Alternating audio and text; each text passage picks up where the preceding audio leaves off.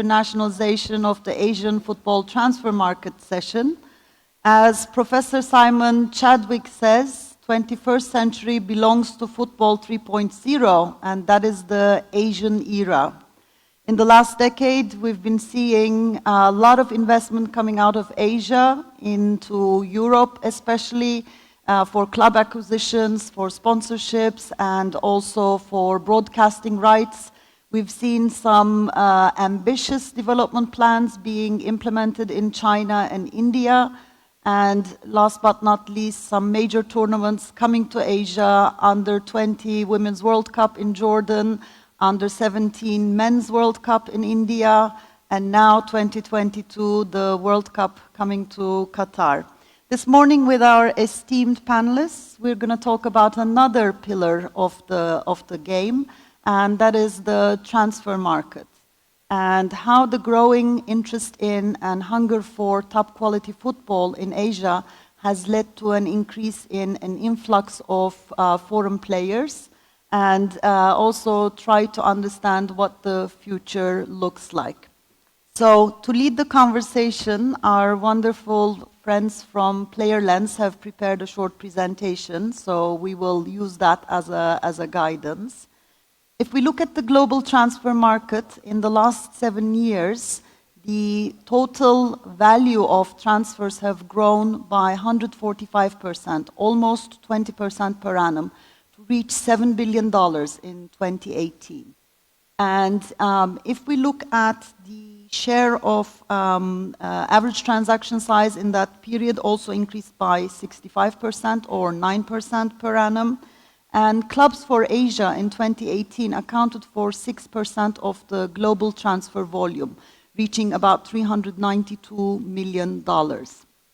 Again, if we look at after the big 5 countries, which account for 73% of the global transfer volume, the top 2 next countries were China and Saudi Arabia in 2018.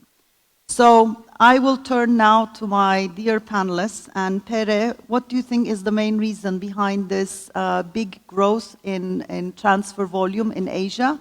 And how has your experience been bringing in players to this region? Hello everyone. You know, football is a worldwide sport, and it's global sport, which is not, I would say, the first one and the biggest one in the world.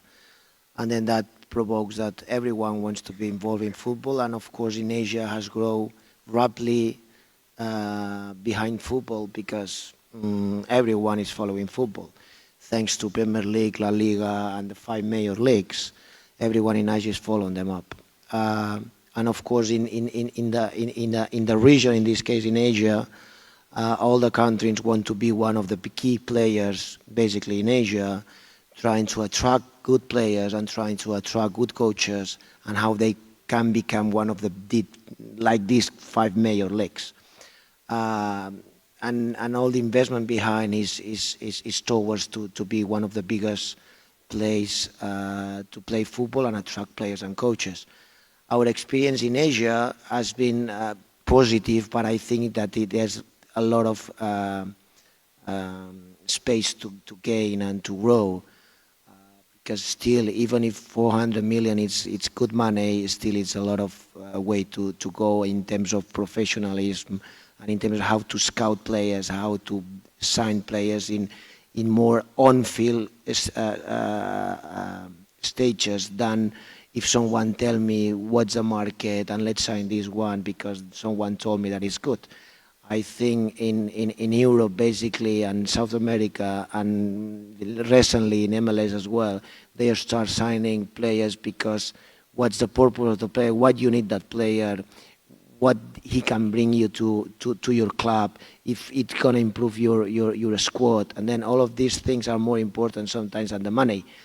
But of course today money talks, and it's important that you spend good money. I think Asia has a lot of way to grow. It's just, I think, in the start point, has done great things in the recent years, but still way to go. Okay. over to you, Greg. What do you think is the main reason behind this recent big growth? And what have been some of the main challenges as a former club owner and the president of the league in Australia? What have been some of the challenges of bringing in foreign talent into Asia?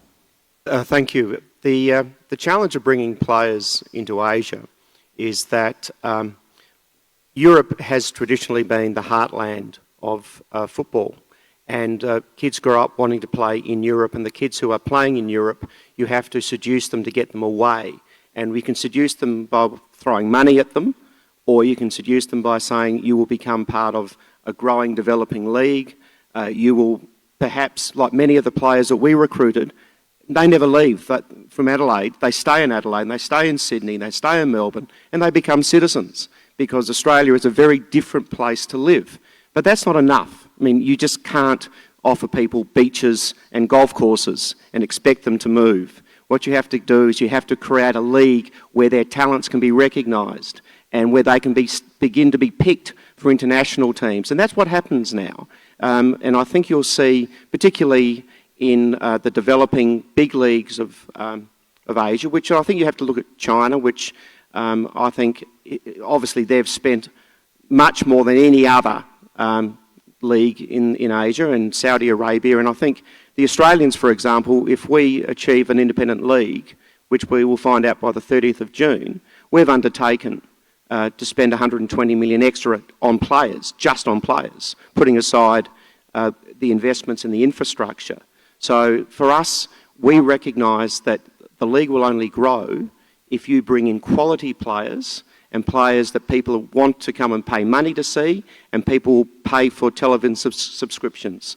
And that's the way that we see Asian football overcoming the distance, or as Lord North said famously in the English Parliament, the tyranny of distance between Europe and Asia. Well, thank you. And José Ramón, what do you see as the main differences and inefficiencies of the Asian transfer market compared to some of the other markets that you are working in? So, firstly, thank you very much. I think, well, if we take a look at the chart, I think that you can see that CONMEBOL has been probably one of the main leagues sourcing players here into Asia.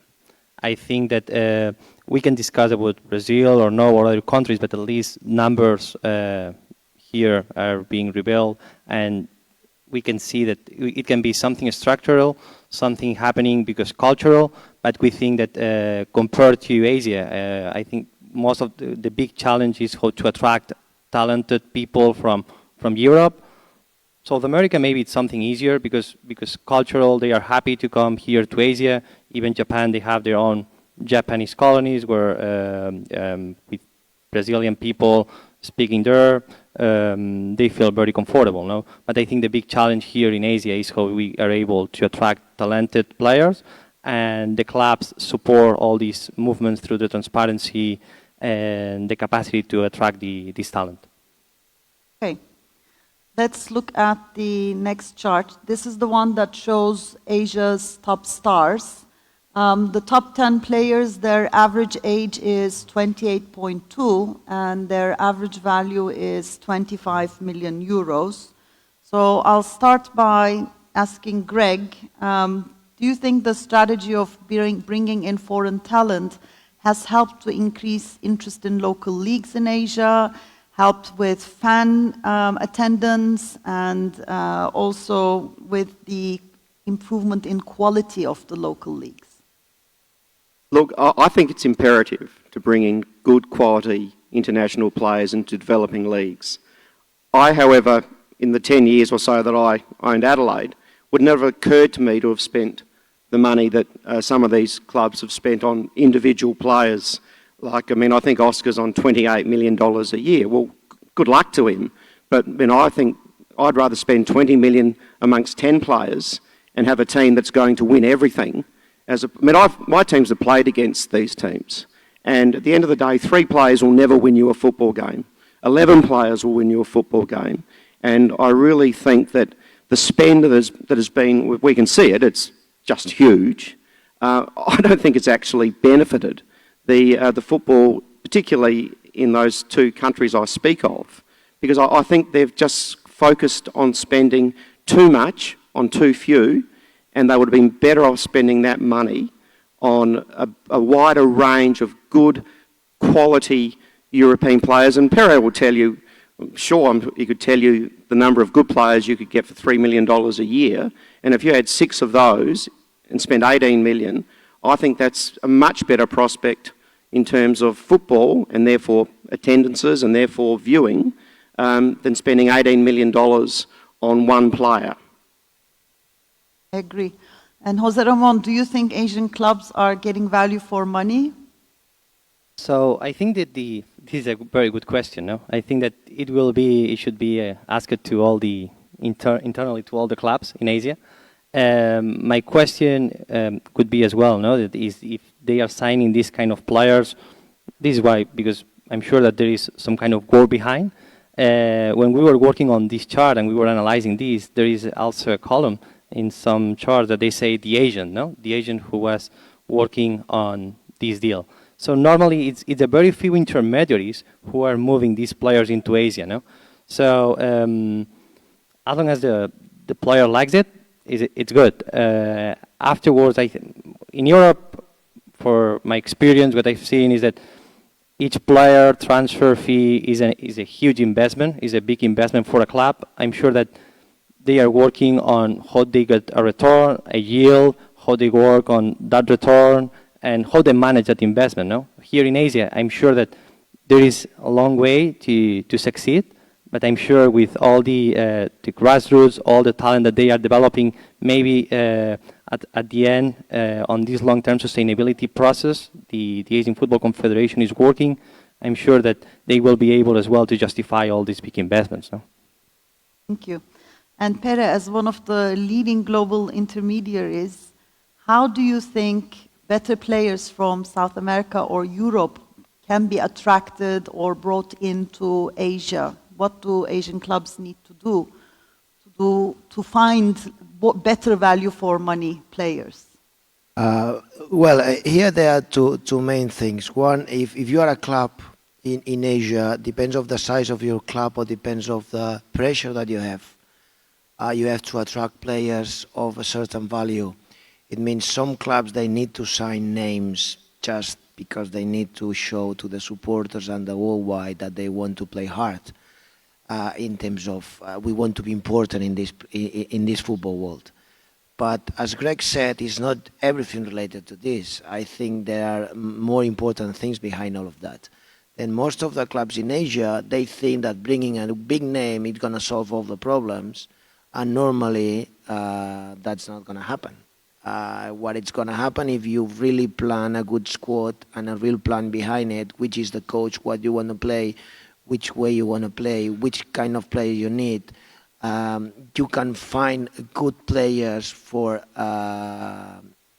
let's say, a fair value of that players. But you need to scout, you need to follow, you need to check, you need to have a good scouts, you need to seek them, and you need to have a good relationships in order to attract them. How you attract them? You know, big clubs, they're going to attract because they think that if they pay more money, they're going to attract them.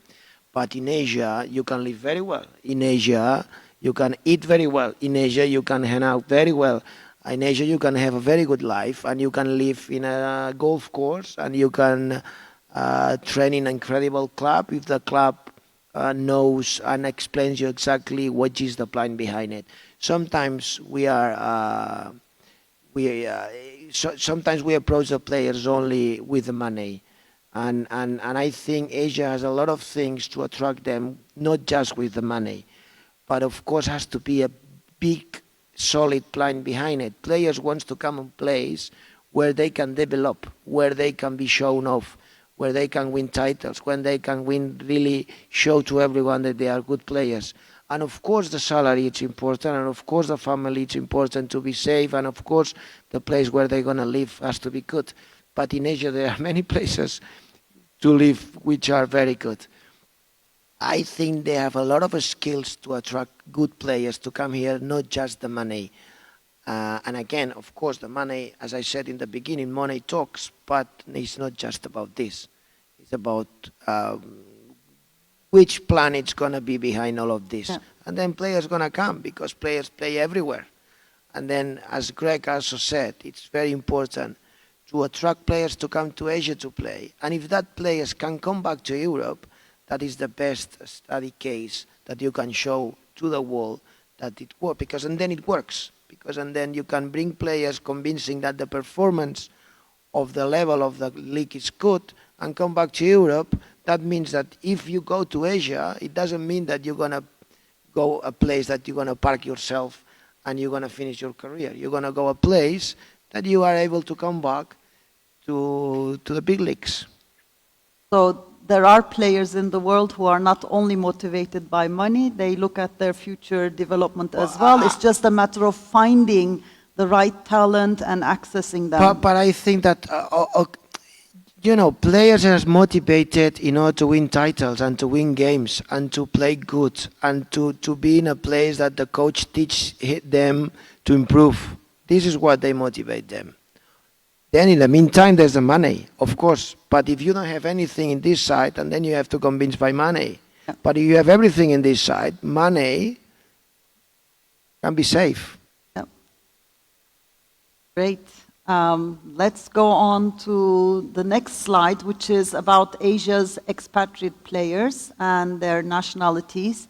We see that 1 out of every 4 players in Asia is actually coming from Brazil. So there is a significant dependence on Brazilian players in the Asian markets. And the one on the right hand actually shows the average age of the expats in Asia. And here it's 30, whereas in Premier League it's 27. So we can see that there has been a significant dependence on Brazilian players, but more importantly, Asia is maybe seen as a place where older players are coming in to maybe have a last good contract. So what has been the reason behind this big dependence on Brazilian players? Pere. I think there are 2 or 3 reasons. One, Brazilians are very good standard players. You know that if you bring a Brazilian players, what kind of profile they're going to give you. They're going to be very competitors. They're going to be skillful, highly skillful. They're going to compete very well. Individually, they are top players. You know what you are buying, and then that's one of the reasons why everyone wanted, or in the beginning, Brazilians were more appealing to Asia. One, because everyone knew it that they're gonna bring you good level, and second, Brazilians are very open-minded to move to Asia. They are not like another ones that they prefer to go maybe in other places than Asia because they are a little bit afraid of what they're going to find there. Brazilians always, they are totally fearless. And then they came to Asia because they believe that if they pay me and I have salary and I can play football, let's go to Asia. Why not? I will show off in Asia and they will come back.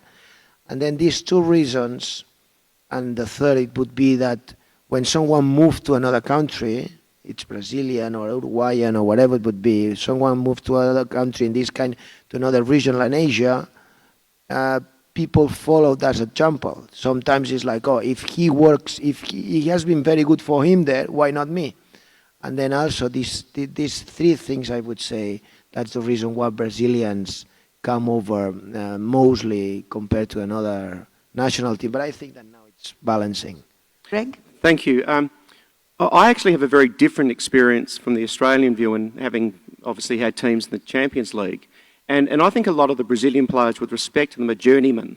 And you've got your very good Brazilian players, but there are a very significant percentage of that 28% are probably not much better than the local players. And I think the last good Brazilian in the Australian League was a fellow called Cassio, and he stopped 7 years ago. In Australia, and I speak of that, we're much more interested in recruiting, particularly from La Liga, the Bundesliga.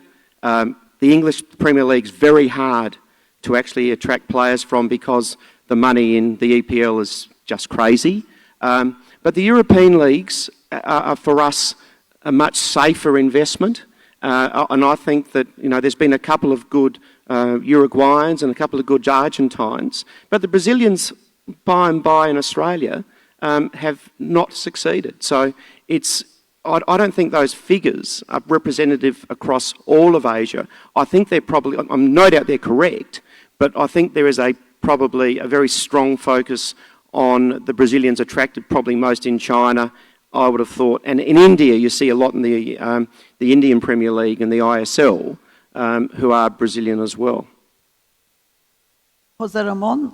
My opinion is that regarding the intermediaries, I think that when we were speaking to the Brazilian clubs and some Brazilian agents who were talking as, okay, so this player will never go into Spain because if he doesn't play in Brazil, he will go into Japan. So I was very much surprised. He told me, so what's going on there? So he told me, this is our second business. My opinion is that we saw that a pool of intermediaries are living between Brazil and Japan, for example. So they bring all the Brazilian players is the second big choice for them, of course, assuming that Europe, they are taking that opportunity as well. No? But if we put, for example, a pool of Colombians, Asians in Japan or here in Malaysia, let's see what would happen. No? At the end is that we are realizing that it's difficult for different countries to find ways to attract talent, always assuming that depending on the country, we are seeing the amazing fees that has to be paid into the intermediaries to be able to attract some talent, some name, a player. So at the end is that let's take a look at how many intermediaries from each country are in Asian countries, and I think that we can take some good numbers from there, no? And regarding the other Brazilians or other Chilean or Colombians, also just to put as an example, is that working on which kind of player is paying off more money or a bigger return on investment, I think that even Colombians or Mexicans should be also assessed on all these charts and see who at the end would be performing better on and off the field. I mean, over my 15 years with Galatasaray, I probably saw hundreds of transfers, some very bad ones, some very good ones, and some older players actually did wonderfully for the club. I mean, Drogba came in his last cycle, let's say, and he was not only performing extremely well, but also helped a lot with the revamping of the brand and the internationalization of the brand, and so did Wesley Sneijder. And around the same time, we actually paid a much higher price to purchase Bruma, who turned out to be a bit of a disaster for the club. A young international talent, emerging talent, but we only were able to sell him for the amount we bought him for. So it's not like buying a standardized product, unfortunately, but I agree with all of you, not to have a closed view and not to depend on a few agents, but to have a much wider view and do a better scouting and be open-minded, I guess, about different nationalities and different age groups for purchasing players as well. Okay, now let's look at the reverse traffic of the transfer market. If you look at the first slide, the total volume of transfers out of the AFC region in 2018 were only $105 million. And today we only have 174 players playing regularly in Asia, and we see a significant amount of Japanese and Australian players in that. So, Pere, why do you think this is the case, and why haven't more European clubs opted to purchase players from Asia to increase their popularity in this huge market? It's kind of the same thing the way around. The people in Asia sign good players from abroad if they trust on them or they believe that they're going to bring something else in the club. That's happened the same thing in Europe. And then as soon as they realize that a good Australian player can fit in Premier League, they're going to go for it. Or as soon as they realize that a Japanese player can fit in Germany, they're going to go for it. It's about what kind of, who has been moving from one way to the other, and you can tell them, look, this works. We were talking yesterday about all of these cases. Uruguay is one of the biggest countries in the world exporting players. I think it's the third country in South America after Brazil and Argentina exporting players. Uruguay is a 3 million population country. And how many Uruguayans are around the world? A lot. And all of them are, if not line-up players, almost line-up players. And some of them are very good, but some of them, you know exactly what Uruguay is going to give you. And then even if they are playing in a league in Uruguay, which is not top league, and the stadiums are empty, and the resources are not great, in Asia there are better resources, and the stadiums are more people, and the business model behind the clubs and the leagues are better than in Uruguay. People trust in the Uruguayans because in the past, all the Uruguayans has been successful in terms of performing in Europe. That's the main thing. Asia need to show to the big leagues that the players in Asia, wherever they're going to play, or when they play in that big leagues, they are ready to play in Europe.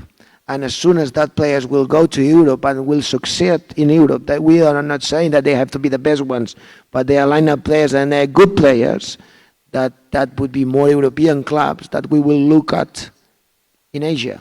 And it takes time, but also it takes that clubs and the leagues to do a solid plan behind it in order to develop their own players and to sign more accurate players in order to improve their teams that would help them to transfer to Europe.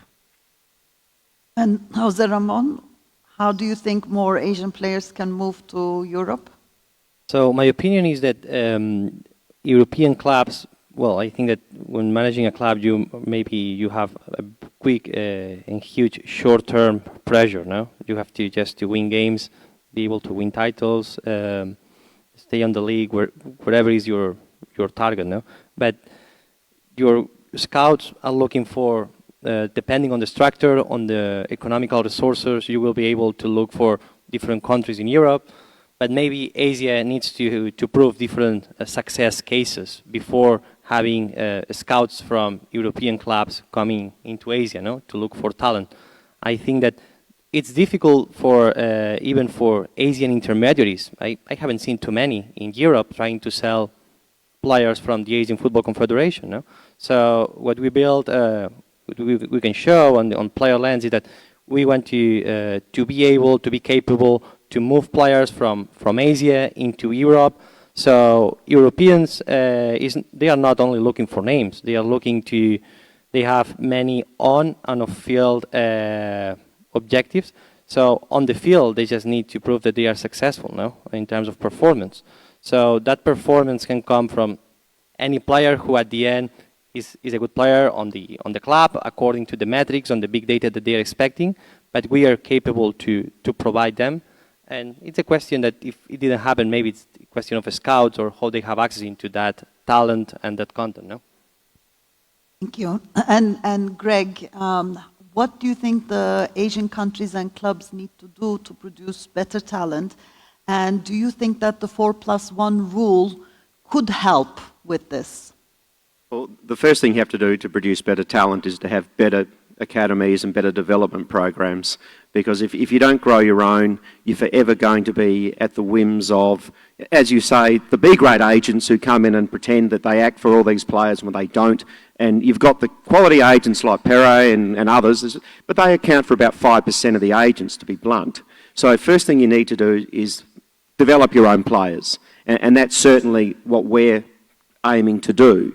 In terms of the 4+1, I mean, I've been a very vocal critic of this on the basis that, I mean, I had the Football Federation of Australia as part of their attempts to ingratiate themselves in Asia to say that they would require one Asian player of the 5 foreign players. And we've consistently refused to do that. It's not because we don't see, some of the Asian players are outstanding quality, but we simply can't match their salary requirements. And there's no point in us bringing over an Asian player, because if he's a very good Asian player, and like Ono or Honda, who have both been spectacularly successful in the Australian League, well, you've got to pay them so much more than you pay a very good Australian player.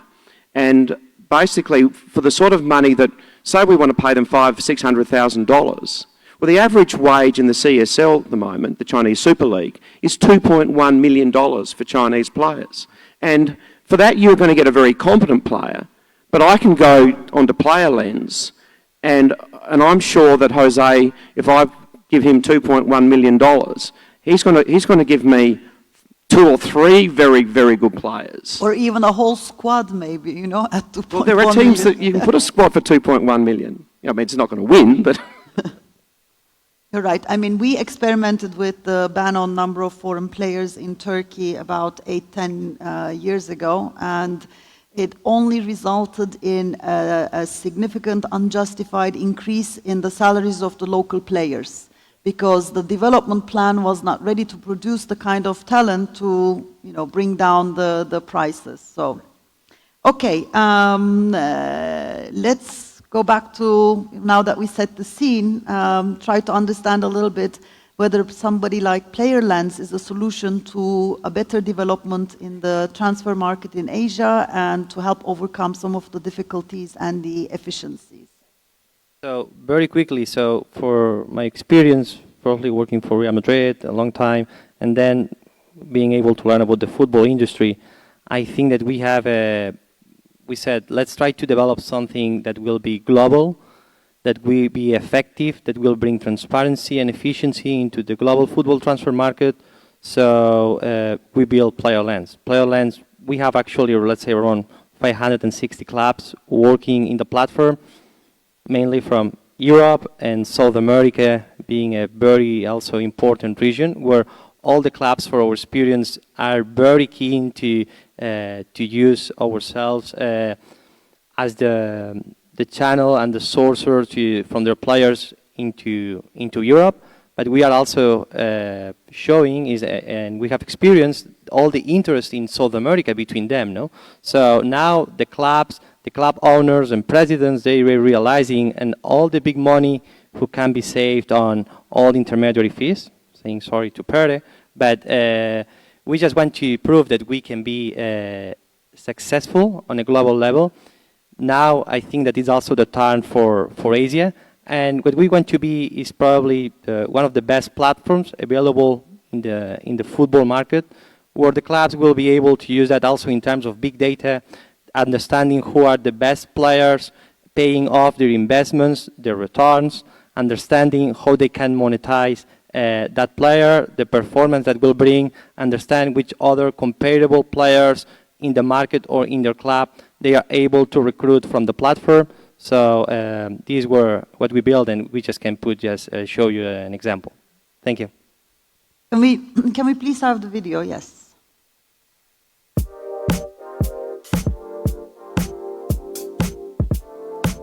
Player Lens is without a doubt the best move for you to make.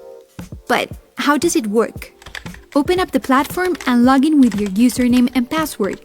As soon as you enter, you will be able to see the full squad details provided by our partner Opta. If it's your first time on the platform, what you should do is select the setting feature and define the language, type of currency, and frequency of payments that you consider more convenient. Here, you can also change your password whenever you like. Now that your settings are ready, let's start with the basics. Offering players. To set up your squad and select the players available for a loan or a transfer, scroll to the top of the menu and click on My Players. You may use the different filters to find exactly what you're looking for. Let's see how it's done. Here we have a player. We obtain his data thanks to Opta. The first step is to choose if you want to loan him or make a transfer. In this case, we'll make a loan. Here you can change the predetermined position if you consider it necessary. Then, select the salary expected for him and determine the payment for your club in case of a loan or acquirement. Later on, you will have to select the visibility you want for your player. You can choose the country, league, and even team. Make sure your rivals are not included on the list. You wouldn't want them to have your star player. Adjust the final details. Indicate for how much time you want to make the loan and when you would like the player to be available for negotiations.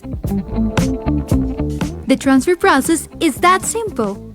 Finally, accept player Lens's terms and conditions, and that's it. Your player is now available and hundreds of clubs can consider him to join their squads.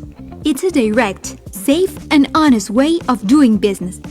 Player Lens is not only about offering your football stars. You may also find exactly who you're looking for in a few steps and the easiest way possible. We keep it simple. Click on the Find Players button and select the position you're looking for. Then, indicate how much money you have available for the player's salary. You may choose to do it weekly, monthly, or yearly. Also, determine your budget for a one-off fee in case of transfer. Specify the age range, the countries, and league that interest you.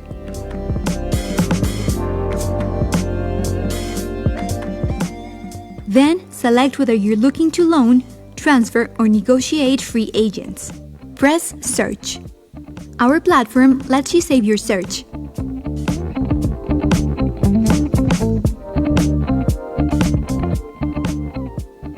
In case that a player with the profile you chose becomes available, we will send you a notification to check it out. Done! Player Lens displays a number of options with the basic information based on your filter: current league, age range, height, preferred food, and average price. If you would like to see who this player is, press Reveal.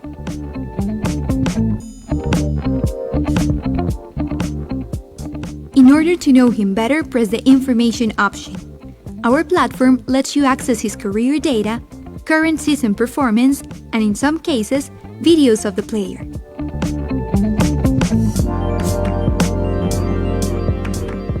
After you analyze the options, if you're interested in this player for your squad, you may immediately start negotiations by clicking on Initiate. A Player Lens representative will contact you directly with the club. Player Lens gives you access to additional information. The demand feature allows you to monitor what type of players the clubs are looking for according to their specifications. You may also access the admin and settings sections.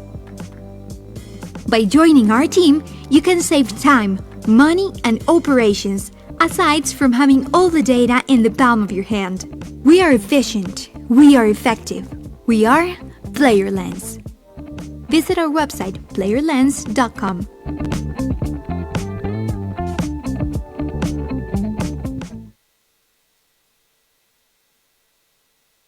Well, this is definitely great, especially from the club perspective. The transparency, I think, in my opinion, is probably one of the most important aspects, because a lot of the times we don't have one, we have two, maybe even three intermediaries, possibly clouding and adding some payments into the whole system. So I think having the data, the choices, and really seeing the asking price from the counterparty directly is a very important feature. I couldn't agree more. I mean, basically, this system brings integrity into the process. And I think all of us who have ever been involved in player transfers, some are seamless and fantastic. Pere, you gave us Sergio Guardiola. It was a simple, good, easy deal. And everything that you said happened. It was great. But then we've taken players, as undoubtedly everybody here has, and the deal that you thought you had was not the deal. What I really like about this is it gives you a range of players. You can actually start looking for a goalkeeper and end up taking a striker, because quite frankly, I think once you get onto that, I mean, I don't know how many players there are on that book, but I mean, basically, it almost renders the player, the football manager's job, you know, a lot easier. I mean, he's got complete and unfettered access to the players that are on the market for a fixed price, and that's what I would like as an owner. Yeah. And from the agent perspective, how do you see a platform like this? I think it still adds value to the agents as well. I think that definitely a tool like Player Lens, you know, every player still will have an agent. and then the agent is still going to be there.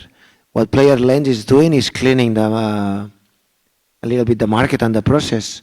As Greg said, as a club's point of view, for a sports director to have a tool that can check all the players, the data, and can filter as much as possible before they decide which one is the best option to sign, that saves time.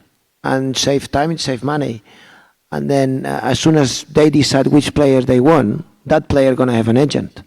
And then the agent, it's going to be okay, the official one, the agent is going to be the one want to negotiate the contract of the player.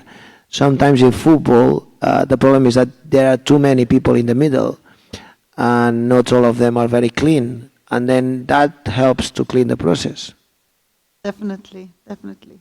Okay, we're approaching the end of our panel, and to wrap up, I think we all would agree that the vast population and the fast-growing economies and the tremendous interest in football within Asia poses a phenomenal growth opportunity for everybody involved.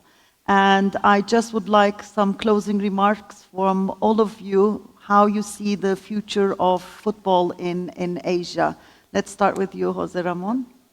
So my opinion is that Asia is working, I think, on off the field. Off the field, I would say that they are taking a very giving a lot of importance into the grassroots, into the talent development, into the academies, on how they can grow. And the most important is they are building the foundations for a successful long-term sustainability of their passion towards football. No. Yeah.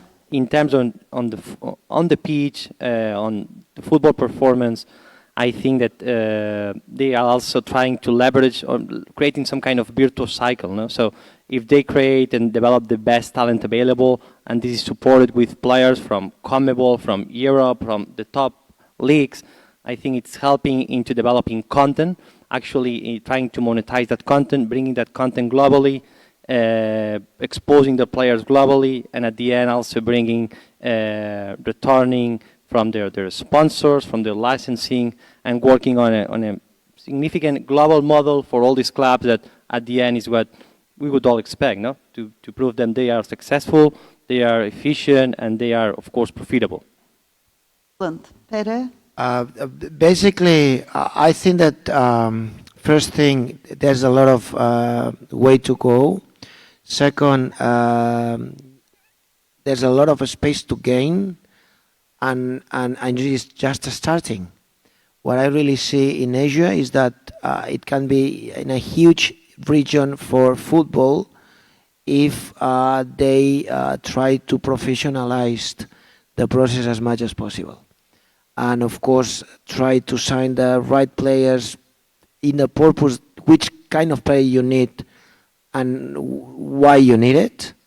Try to convince them and try to find them around the world, and not just to be focused in certain people that they have done a couple of works for you and you keep doing that way of doing things. Now there are a lot of data. Now there are tools like Player Lens that can help you. Now there are a lot of people around the world, a lot of players that they really can fit your club for a decent price, but you need to professionalize the process and the whole thing. And the region is great, and the countries are top, and the only thing you need to do is really to work in a proper way. And I think to copy a little bit the European clubs and leagues, that would really help, because if you see today the Spanish league, La Liga, I think that they have done an incredible job in the recent years from now, and the way they are controlling the clubs, the way the salary cap, even if the clubs would love to spend more, but they don't allow you to spend more because otherwise you're going to get debt, and then you're going to have problems to pay the players, and that it's going to be a problem for the club and for La Liga. The way they are doing things is a way of copy in this side of the world. And of course, the best thing is that there are a lot of space and room to grow. Yeah, I agree. And Greg? I think the really important one of the important things that Pere just said was we're not there yet. And, we simply are really developmental. Most of our leagues are between 15 and 20 years old. So they've done extraordinarily well to get where they are.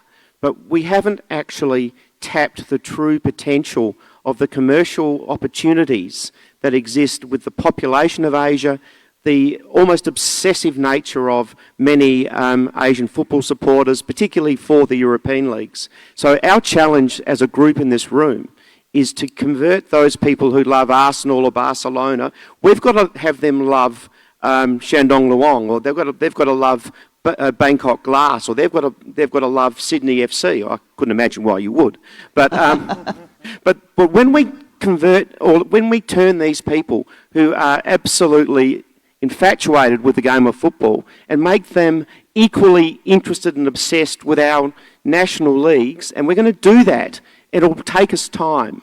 There was a famous song about 20 years ago, I'm showing my age, my future's so bright I've got to wear shades. You're not going to sing it, right? I'm not going to sing it, but I think that's where we are. I mean, our potential is untapped.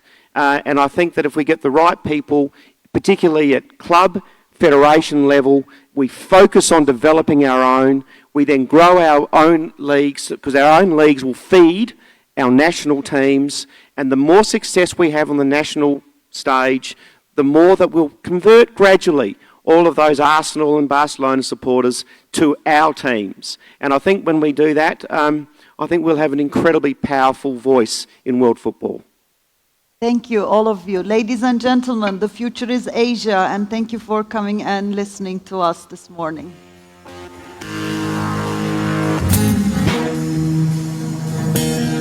Thank you very much indeed.